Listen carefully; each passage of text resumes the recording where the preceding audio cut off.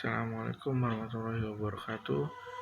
Perkenalkan, nama saya Ali Muhammad Dodo dengan nomor induk mahasiswa 16541518. Di sini saya akan mempresentasikan tentang tingkah laku hiu paus di perairan Kuantisore, Distrik Jor, dalam kawasan Taman Nasional Teluk Cendrawasih, Papua. Untuk daftar isinya, yang pertama adalah pendahuluan, bab kedua metode penelitian, bab ketiga hasil dan bahasan, dan keempat kesimpulan. Untuk bab 1 yaitu pendahuluan, yang melatar belakang penelitian ini yang pertama adalah jenis hiu paus, genus Lyconostypus dengan status yang terancam menurut IUCN. Untuk klasifikasi hiu paus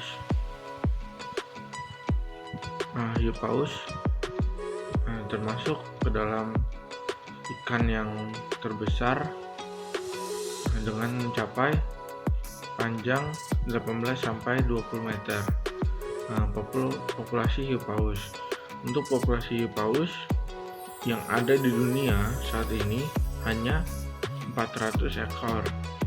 Untuk hiu paus Asia, hiu paus terdapat di Asia yang menjadi 3 negara, yaitu Indonesia, Thailand, dan Filipina. Yang terakhir adalah kawasan konservasi. Untuk kawasan hiu paus yang ada di Indonesia, diantaranya tersebar di Taman Nasional Teluk Cendrawasih dengan perairan Kuantisore. Itu adalah salah satu wilayah di Indonesia yang terdapat hiu paus.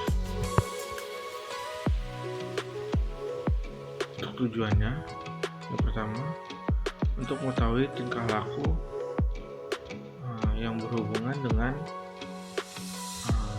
munculnya hiu paus ke permukaan.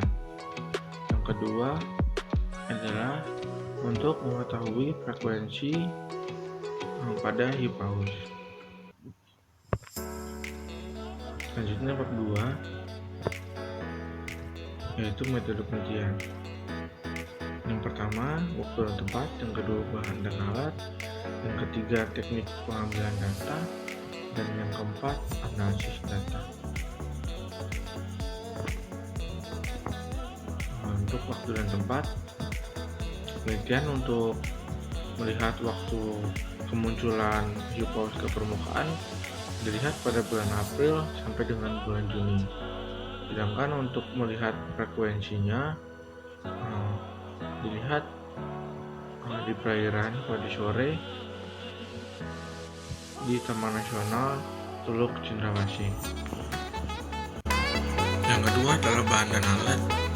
Untuk bahan dan alat, bahannya adalah hiu paus, dan untuk alatnya yaitu pemasangan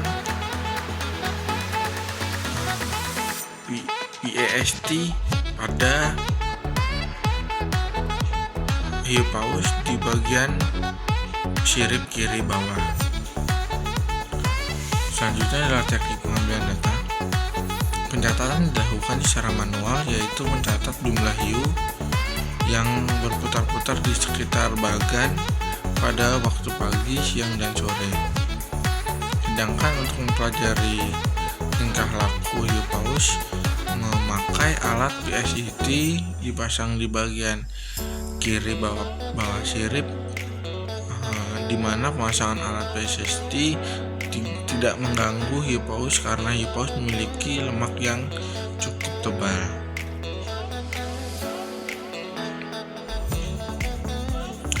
Selanjutnya yang terakhir adalah analisis data.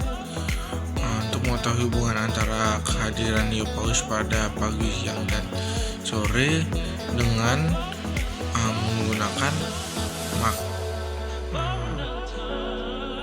menggunakan uji C-kuadrat berdasarkan analisis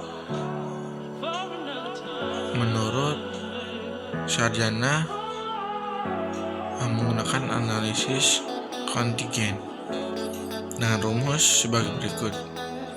data harapan sama dengan data pada faktor 1 dikali data pada faktor 2 dibagi N.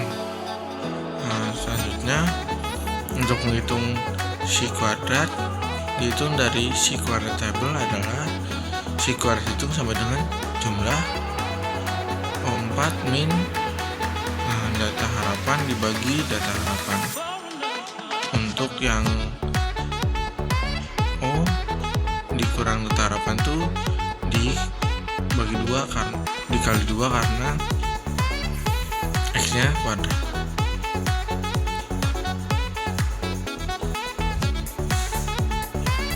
Selanjutnya adalah bab 3, yaitu hasil analisa. Untuk hasilnya, yang pertama hiu paus dan distribusinya, yang kedua tingkah laku dari hiu paus, yang ketiga pola konsumsi pakan, dan yang keempat frekuensi naiknya hiu paus ke permukaan perairan. Untuk hasil yang pertama adalah hiu paus dan distribusinya. Untuk hiu paus di perairan Kuati Sore telah diidentifikasi oleh WWF sebanyak 50 spesimen yang terdiri dari 48 spesimen berjenis kelamin jantan dan 2 spesimen berjenis kelamin betina. Secara umum, hiu paus hidup tersebar pada perairan tropis dan subtropis hangat dengan suhu berkisar antara 18 sampai 30 derajat Celcius, kecuali di laut Mediterania. Untuk hiu paus dan distribusinya, distribusi hiu paus yang pertama itu perairan hiu paus. Penyebaran hiu paus terdapat pada daerah yang berwarna biru di peta di bawah sini. Di perairan Indonesia, hiu paus ditemukan di beberapa wilayah seperti perairan Sabang, Probolinggo, Bali, Nusa Tenggara, Flores, Sulawesi Utara, Maluku, dan Papua. Hal ini menggambarkan bahwa penyebaran hiu paus hanya terbatas di beberapa wilayah di Indonesia, dan waktu kehadiran di beberapa wilayah tersebut bersifat musiman dan hanya dalam waktu yang relatif singkat. Tetapi khusus untuk perairan Kuati Sore, keberadaan hiu paus didapati menetap sepanjang tahun. Selanjutnya adalah tingkah laku hiu paus. Tingkah laku hiu paus memiliki pola bayang spesifik, yaitu dari perairan Kuati Sore menuju Pulau Filipina bagian utara dan perairan bagian utara Pulau Papua, selanjutnya kembali lagi ke perairan Kuati Sore. Roya hiu paus terdapat pada peta tersebut. Selanjutnya adalah pola konsumsi pakan. Pola konsumsi makanan ikan teri yang dibuang oleh para nelayan di Bagan adalah dengan cara menghisap ikan teri sehingga ikan teri secara keseluruhan masuk dalam mulut paus. Setelah menghisap ikan teri, maka biasanya hiu paus menetap dan tetap membuka mulut untuk menerima ikan teri yang dibuang lagi oleh nelayan Bagan. Selanjutnya adalah frekuensi naiknya hiu paus ke permukaan. Pada bulan Juni 2016, jumlah kehadiran hiu paus lebih banyak, yaitu sebesar 48 ekor dengan persentase 59%. Pada bulan Mei sebanyak 18 ekor, yaitu 22%, dan pada bulan April sebanyak 16 ekor dengan persentase 19%. Terlihat pada grafik 1 jumlah dan persentase hiu yang naik ke permukaan.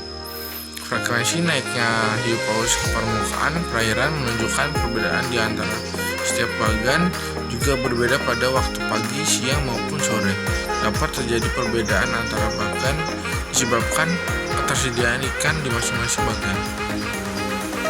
Ini adalah dokumentasi hiu paus di permukaan yang terdapat di Taman Nasional Teluk Cendrawasih di perairan Kuati Sore. Selanjutnya adalah bab 4,